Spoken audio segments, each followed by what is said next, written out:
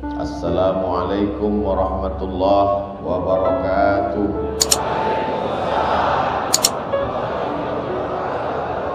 Alhamdulillah bi'ni'matihi tatimmus shalihat.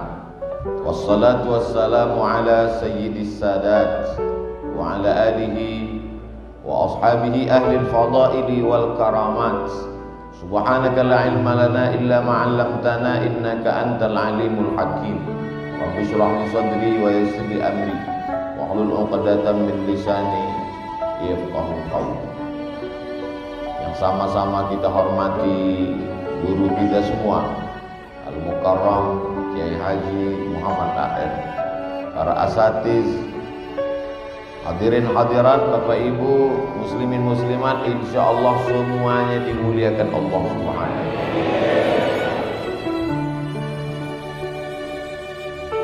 Apa yang membuat Kiai meneteskan air mata? Campur antara haru, antara sayang, antara berbagai macam perasaan. Maka tangan bisa ditahan, hati dan pikiran bisa ditahan, tapi air mata tidak bisa ditahan. Makanya ketika ada sekelompok perempuan menangis, Sayyidina Umar bin Khattab melarang. Jangan kamu menangis, kata Umar. Kata Nabi, da'hunna wa sya'nahunna, biarkan mereka menangis, karena air mata tidak bisa ditahan. Yang tidak boleh itu adalah niyahah, meratap, mengeluarkan kata-kata murka, mengutuk nasib.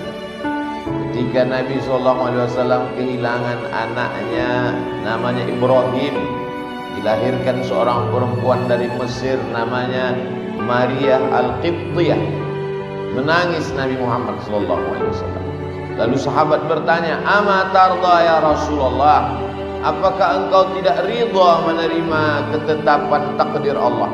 Kata Nabi, "Aku ridha." "Kalau ridha, kenapa engkau menangis?" Kata Nabi, "Ini air mata tetesan kasih sayang." Ada orang mengungkapkan kasih sayangnya dengan hadiah, tapi ada orang mengungkapkan kasih sayangnya dengan tetesan air mata. Subuh ini saya dapat dua-duanya. Tetesan air mata dapat, hadiah pun dapat. Mana hadiahnya? Ini sorban yang sedang lupa. Apa yang membuat saya dengan Kiai nanti bertemu di bawah naungan ketika tidak ada atap, tidak ada tenda? Sab'atun yudhilluhumullah, 7 orang dapat naungan. Yauma la dhilla illa dhilluh. Pada hari itu tak ada tempat bernaung, tidak ada atap, tidak ada tenda, kecuali yang diberikan Allah pernaungan. Yang mendapatkan naungan itu adalah rajulani, 2 orang, tahabba fillah, berkasih sayang karena Allah, ijtama'a alaih, berjumpa karena Allah, wa tafarraqa alaih, berpisah pun karena Allah. Saya berharap saya dan Kiai termasuk orang yang mendapatkan itu di hadapan Allah. Semuanya hidup ini mesti karena Allah. A'udzubillahi minasyaitonir rajim. Innal ladzina qalu rabbuna Allah, orang-orang yang berkata Rabbu Allah. Ayat itu tidak mengatakan innal ladzina qalu ilahi Allah, ilahi yang aku sembah Allah, tapi dia katakan innal ladzina qalu Rabb. 3 makna Rabb. Rabb, dia yang mencipta aku. Rabb, dia yang mengatur hidupku. Rabb, dia yang memberi aku rezeki. Makanya di awal Al-Fatihah dalam sholat kita baca Alhamdulillahi Rabbil Alamin. Orang yang diganggu jin, setan, tukang santet, dukun, qul a'udzu bi rabbin nas, qul a'udzu bi rabbil falaq. Maka ketika hidup terasa sempit, katakanlah ya Rabb, ya Rabb. Ketika saudara kita meninggal dunia sampai ajalnya dicabut Allah, ruhnya kembali kepada Allah, maka kita berkata, ya Rabb, idza dhaqat 'alaika dunya, kalau dunia terasa sempit, katakan ya Rabb. Datang seorang yang sedang galau gundah gulana dengan hidup, mengadu kepada Imam Al-Hasan Al-Basri. Aku risau dengan hidup ini wahai Imam Al-Hasan Al-Basri. Apa kata beliau? Umur sudah ditetapkan Allah. Bukankah umurmu sudah ditetapkan Allah? Betul. Kenapa engkau risau? Rezeki sudah ditetapkan Allah. Bukankah rezekimu sudah ditetapkan Allah? Betul. Kenapa engkau risau? Tidak ada satupun yang terjadi di dunia ini di luar dari kuasa dan kehendak Allah. Bukankah semua yang terjadi, ranting yang patah, daun yang jatuh, bumi yang kering dan basah, sudah ditetapkan Allah? Lalu kenapa engkau risau? Jadi kalau terasa risau, balikkan dengan ucapan Rabbunallah. Kalau perut lapar, Rabbunallah. Tapi kita bukan kelompok Jabriyah. Jabriyah berserah kepada takdir, tak ada usaha. Ini ahlul bid'ah wad dhalalah. Sedangkan kita adalah ahlus sunnah wal jamaah. Ada usaha dan ikhtiar. Rabbunallah, tapi ada usaha. Ini jangan nanti kajian ini dipahami secara tekstual, keluar dari sini dari masjid. Rabbunallah kata Ustaz Somad, tapi helm hilang. Ya, dikunci, digembok, diikat. Kami dulu di pondok sendal aja digembok. Keluar dari masjid kuncinya hilang, sendalnya ada. Rabb, Allah menyuruh kita berusaha dan berikhtiar. Innalladzina qalu Rabbunallah. Oh, kami sudah ngaji dengan Ustaz Abdul Somad, kita mesti berani berkata Rabbunallah, maka takut dan cemas kita akan hilang. Idhuma fil ghar, ketika mereka berdua berada di dalam gua.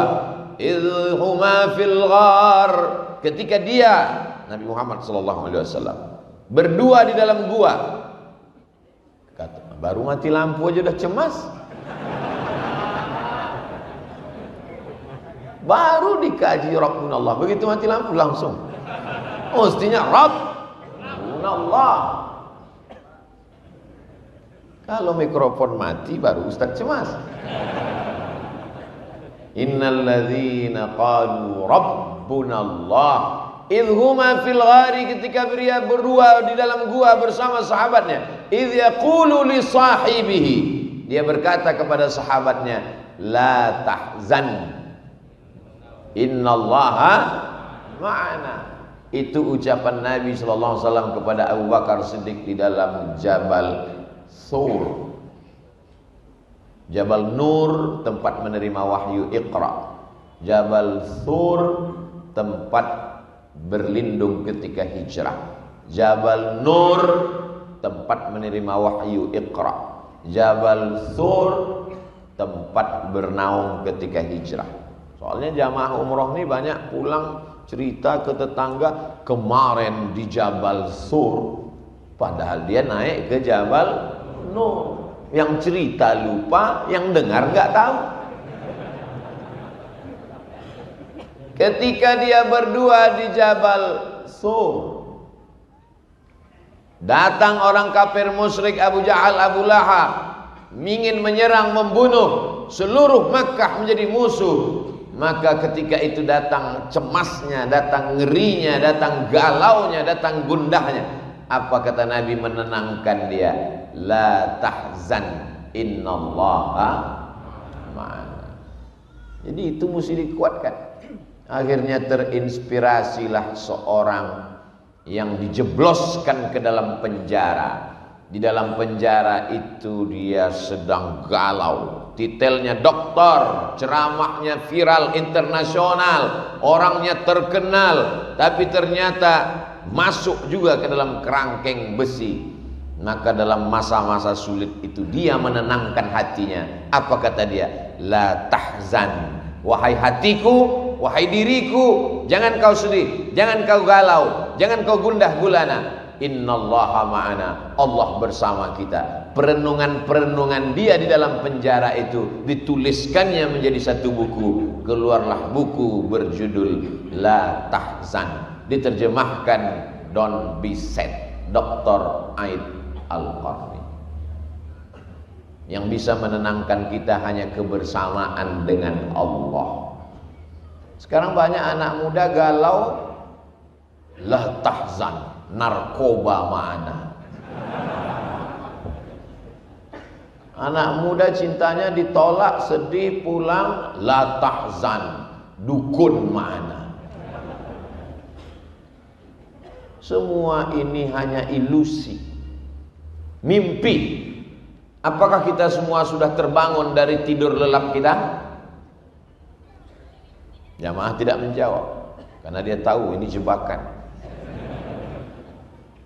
Kita sudah berkata tadi, alhamdulillahilladzi ahyana ba'dama amatana wa ilaihin nusyur. Dengan pedenya kita berkata bahwa saya sudah bangun tidur. Kata Sayyidina Ali karramallahu wajhah, belum. An-nasu niyam, manusia itu semuanya tidur. Kita ini sekarang sedang tidur lelap. An-nasu niyam, manusia itu tidur. Falamma matu, ketika mereka mati, intabahu, disitulah dia baru terbangun dari tidurnya. Jadi kalau ada jamaah tidur dengar pengajian, memang dia sedang tertidur. Kita baru terjaga dari tidur panjang ini nanti ketika kita terbangun saat malaikat maut mencabut nyawa kita, barulah kita tersadar bahwa semua ini hanya mimpi.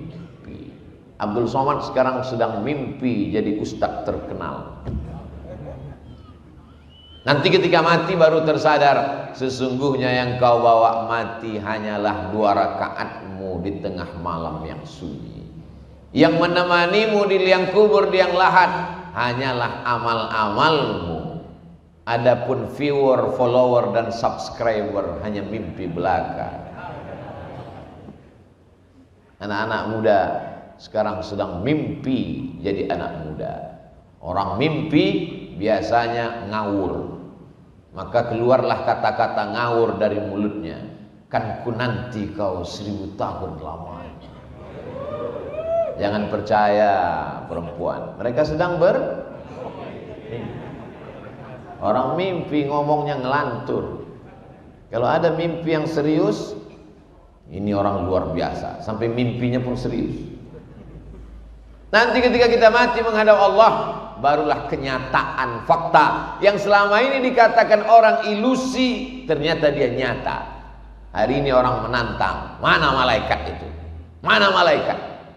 Kita tidak bisa buktikan secara nyata kepada dia sekuat argumentasi kita ketika dia meminta mana air minum itu, ini dia. Tapi kalau dia minta mana malaikat, kita tidak perlu marah, kita tidak perlu melawan, diam saja, sabar. Nanti malaikat maut akan datang pada masanya. Dia datang tanpa diundang dan tidak berdialog seperti dialog dengan Nabi Ibrahim alaihissalam. Beda dengan Nabi Ibrahim, gelarnya Khalilullah, kekasih yang dekat dengan Allah. Assalamualaikum. Waalaikumsalam. Man anta, kata Nabi Ibrahim. Malakul maut. Who are you? Siapa engkau? Malaikat maut. Malaikat maut datang ke rumah Nabi Ibrahim alaihissalam. Madza turidu? What do you want? Kumaha nama? Kamu mau apa malaikat maut? Aqbidu ruhak, aku mau mencabut nyawa. Apa kata Nabi Ibrahim? Hal yaqbidu khalilun khalilahu? Apakah ada seorang kekasih yang tega menyakiti kekasihnya? Apakah ada kekasih yang mau mencabut nyawa kekasihnya? Kata Ibrahim alaihissalam. Apa kata malaikat maut? Hal yakrahu khalilun liqa'a khalilihi? Adakah kekasih yang tidak mau berjumpa dengan kekasihnya? Jangan kalian jadikan update status. Sesungguhnya kehidupan yang indah hanyalah kehidupan bersama dengan Allah. Walaupun seluruh Makkah membencimu, walaupun harta bendamu tinggal, walaupun rumahmu dimasuki orang, walaupun nyawamu hampir melayang, tapi kalau kau bersama dengan Allah, maka semuanya menjadi indah. Al-hayatu fi zilalil Quran ni'mah. Hidup di bawah naungan kalam Allah itu nikmat. La ya'rifuha illa man dzaqaha. Tapi yang tahu hanya yang pernah merasakannya. Yang tahu itu hanya orang yang pernah merasakannya. Bercerita tentang rasa, maka kata terlalu miskin untuk mengungkapkan tentang rasa. Rasaku bukan rasamu, Beb. Untuk menceritakan rasa kopi aja kita susah.